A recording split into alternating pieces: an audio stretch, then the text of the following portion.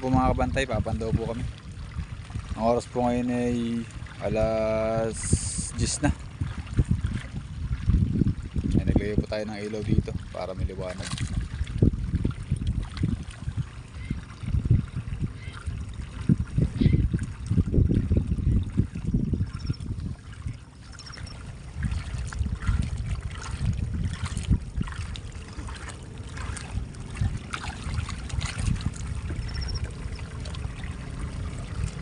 Hoy.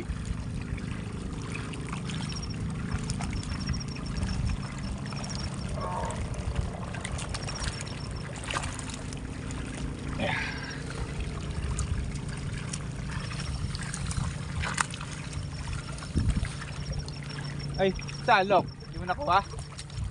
Ha? Teka lang, baka lumagdundagan.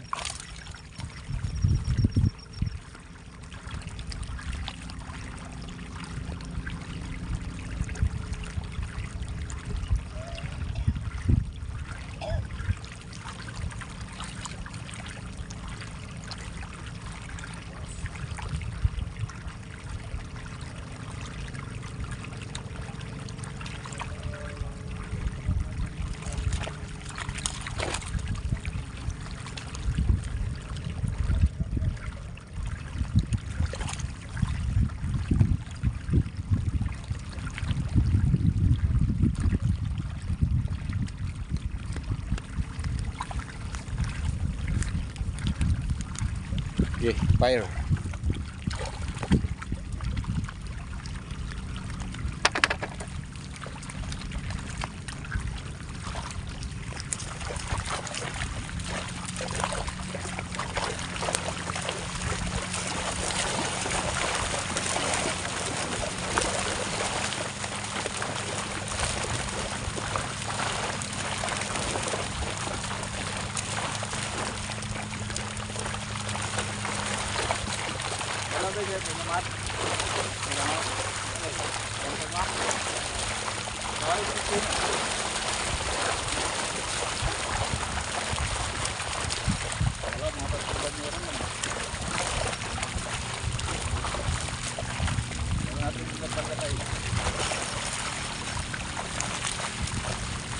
Dahan-dahan lang po natin ang paghapit dahil po pagka po yan nigasgas ay mamumura lang po sa fishport. Sabi po ng aming amo ay huwag hapitin ng mabilisan para po hindi magasgas yung isda. So panlalatayin lang po natin yung mga kabantay para hindi po magasgas yung ating mga bangos at ma-good ang quality niya. Kasi po pagka po ng aliskis ay yun po yung hindi maganda sa bangos no pagka ng aliskis.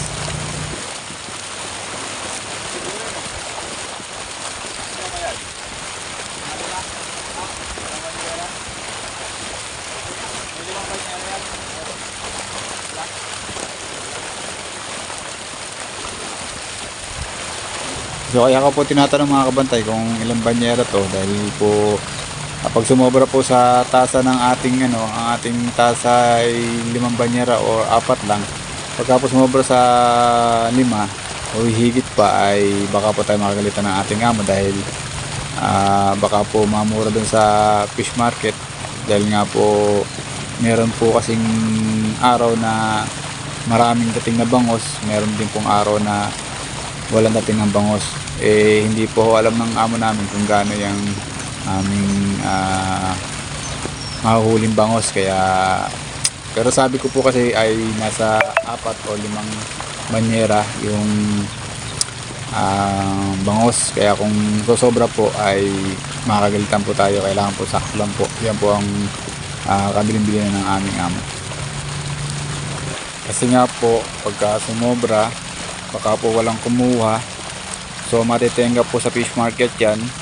Yun po ang igagalit ng ating amo, yun po ang iniiwasan ng aming amo na matenga yung aming kalakal sa fish market, lalo na nga po kung bangos.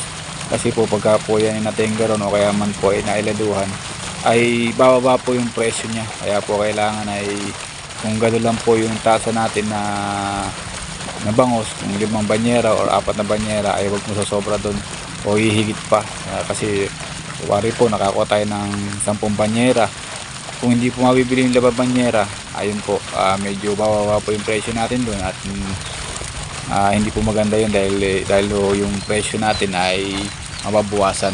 Kaya po kung ganda lang po yung sinabi natin, dahil yun ang po sasabihin sa fish market, kaya kailangan po ay sumakto lang po doon. Kung lumabis man po ng konti sa banyera, wari po ay limang banyera at kalahati, okay lang po yun. Wag lang po sobrang ng marami para po hindi matenga yung ating isda ron or hindi mabili. Yun lang po ng mga kabantay. Ayan, tinahapit na po natin at sasalukin na po natin yan.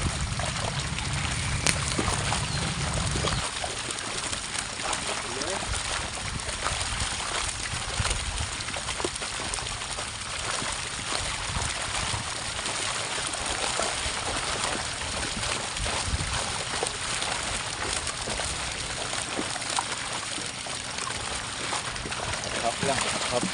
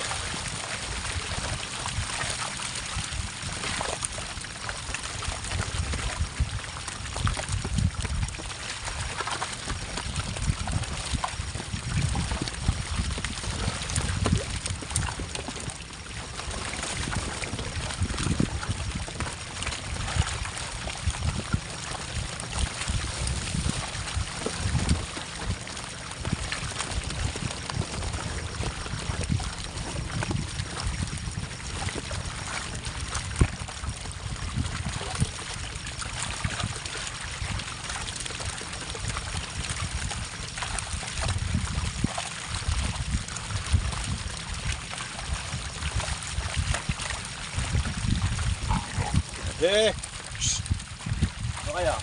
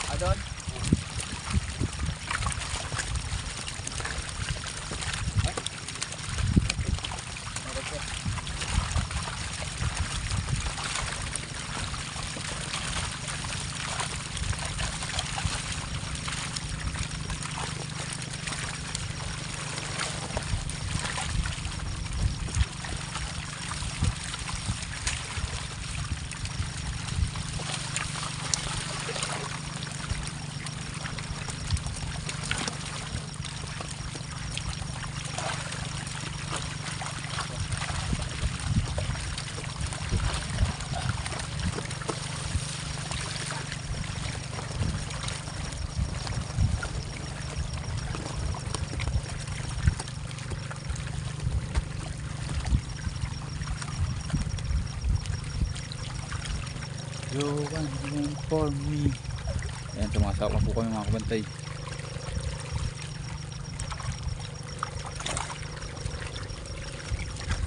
Gusto lang yun o.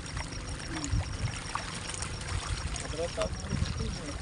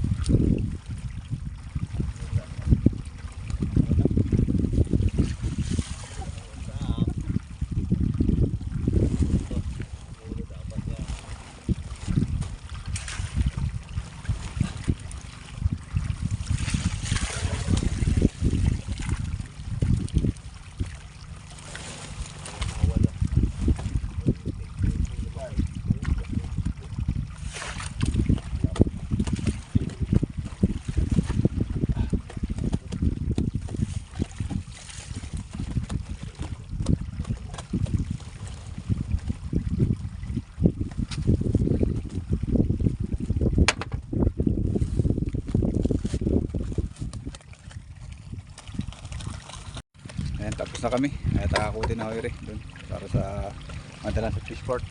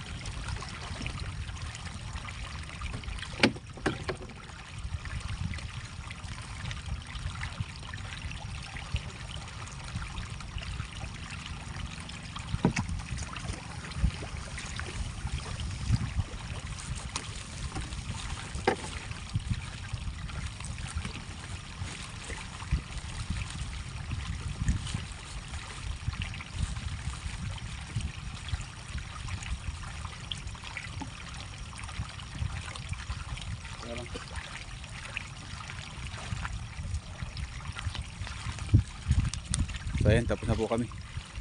I-deliver na yun. Diyan dito.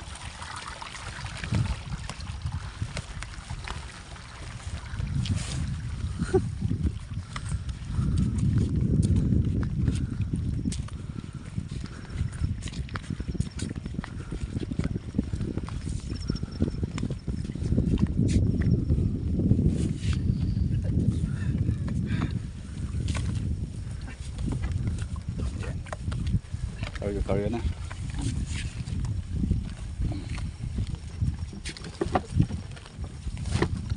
Abe, ito.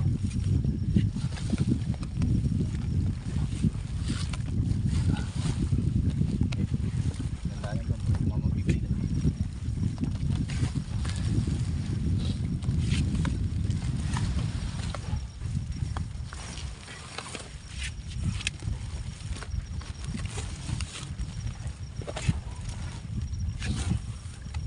Kala ka tapos ka rin.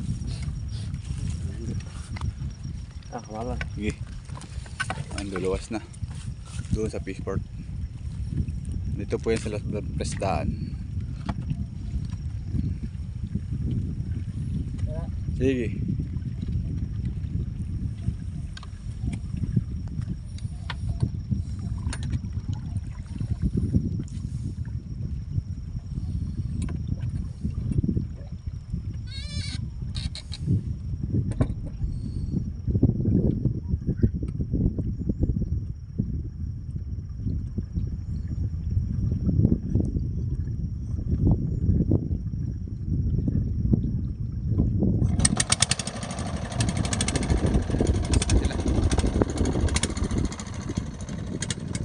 So ayun na po mga kabantay, tapos na po tayong pumandaw. Ayun nga po, ang oras po natin ay alas 10. Ayan po ay ibebenta na pagdating doon sa fishport. Hindi lang po tayo nakakasama ron mga kabantay kasi meron pa tayong trabaho dito na dapat natin gampanan. Ayan, ganito lang po ang aking vlog at maraming salamat po sa mga sumusuporta. Lagi ko po sinasabi, ayan, God bless to all, bye bye mga chup chup.